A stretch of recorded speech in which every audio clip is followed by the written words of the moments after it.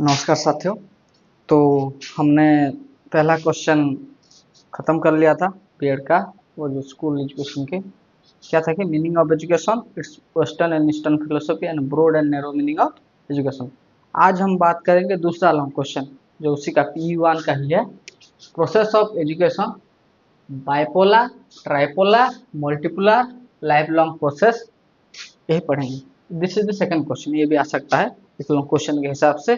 आज हम इसको समझ लेंगे, इसका नोट पूरा नोट एक साथ बना लेंगे। ओके, देखिए प्रोसेस ऑफ एजुकेशन।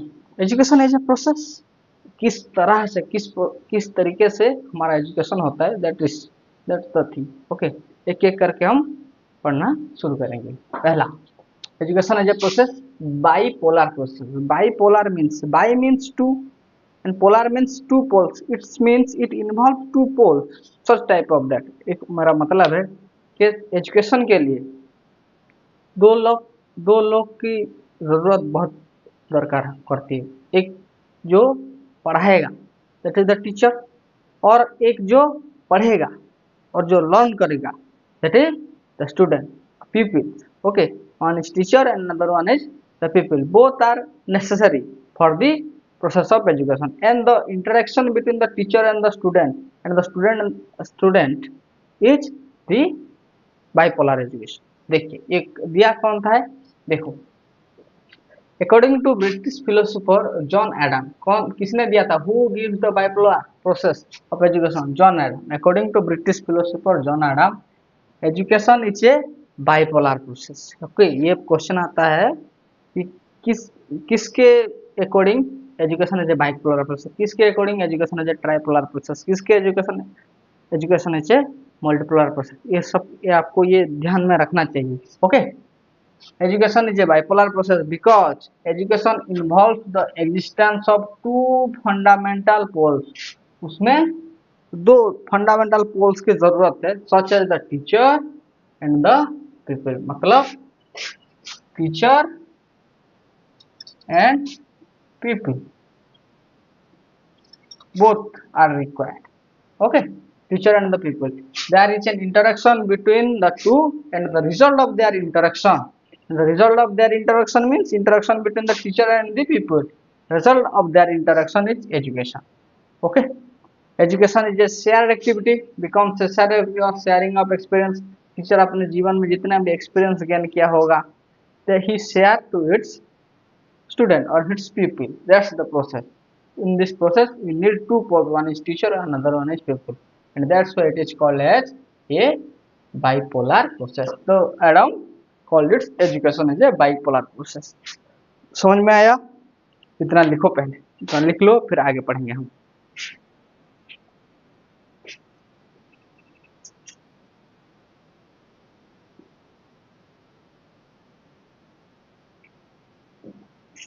तो in the bipolar process, bipolar process में क्या होता था, एक टीचर और एक स्टूडेंट, इन दोनों के बीच में जो इंटरेक्शन होता था, उसी प्रोसेस को बोलते हैं bipolar process of education. Okay, देखिए बाइपोलर प्रोसेस ऑफ एजुकेशन में क्या होता है, जो टीचर होता है, you are so experienced, so knowledgeable and mature, but the student you are less mature, और we can say immature. yes or no? So when someone will interact with a mature person, at that time the mature person will able to learn the immature personality a lot of things। okay, I can say, देखिए in the bipolar process the teacher is an experience, teacher कैसा होता है, teacher is experienced, wise, aged, mature and learned person in all respect। हर किसी तरह से वो fit होता है ताकि वो किसी और को ज्ञान दे सके। ऐसा नहीं कि एक बच्चा है और एक छोटा बच्चा है, वो उसको ज्ञान दे रहा है, वो नहीं। Okay, in this case both of them are immature. इसको हम बाइपोलर प्रोसेस ऑफ एजुकेशन नहीं कहते हैं। उसमें एक highly experienced, highly knowledgeable person होना चाहिए, दैट इज द टीचर, और एक रेसिपिएंट जो कि उतना नॉलेजेबल नहीं है, वो धीरे धीरे अपने गुरु से वो सारा चीज सीख रहा है। ओके, उनके एक्सपीरियंस, उनके नॉलेज को वो एक्वायर कर रहा है। After that he will learn a lot of things in his life। ठीक है, the child learners occupy a significant position in the total education process. उसमें वो जो बच्चा है उसका बहुत ही ज़्यादा रोल है कहाँ पे, in the process of education. क्योंकि अगर वो बच्चा सीखेगा ही नहीं तो वो टीचर क्या करेंगे, है ना। It's that's why we can say the in the total process of education the child occupy a significant position.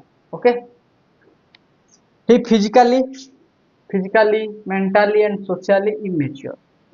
Obviously जो बच्चे को आप पढ़ाने जाओगे स्कूल में वो उतने मेच्योर नहीं होंगे, फिजिकली ना मेंटली ना इमोशनली, पर आप तो होंगे जो आप पढ़ाने जा रहे हो। Okay, and thereby he gets a lower position from the teacher. और इसीलिए इसीलिए वो थोड़ा सा उसका कद नीचे है क्योंकि वो ही वाज नॉट सच एक्सपीरियंस और knowledgeable. From the teacher knowledge goes to the child. Teacher से क्या होता है, टीचर से नॉलेज उसके उस बच्चे की तरफ जाता है। Okay, he capture the knowledge from the teacher. The interaction between the teacher and his thought emphasize the question answer in it is known as Socratic method। इसका मतलब क्या है, देखिए जब भी आपको अपने एग्जाम्पल ले लीजिए, आपके जीवन में कोई ना कोई ऐसे गुरु या कोई टीचर ऐसे रहे होंगे जिनको देख के आप इंस्पायर हुए हो, जिनको देख के आप क्वेश्चन पूछते हो।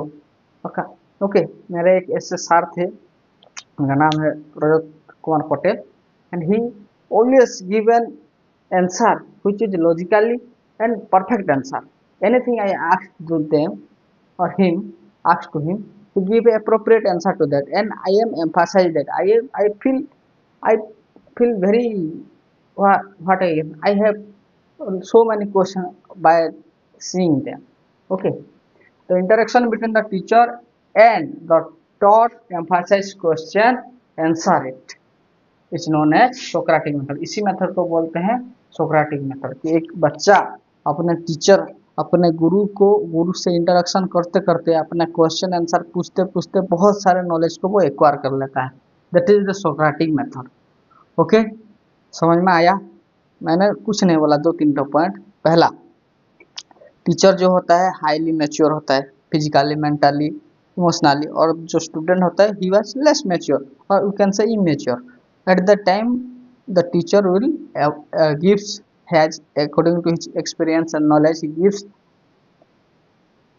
the knowledge to the student and he will acquire all of these things। okay, आपको पहले ये सब लिख लेना है, सही है। ये हम बाइपोलर प्रोसेस में लिख रहे हैं, टीचर और स्टूडेंट की प्रोसेस में लिख रहे हैं, लिख लो पहले।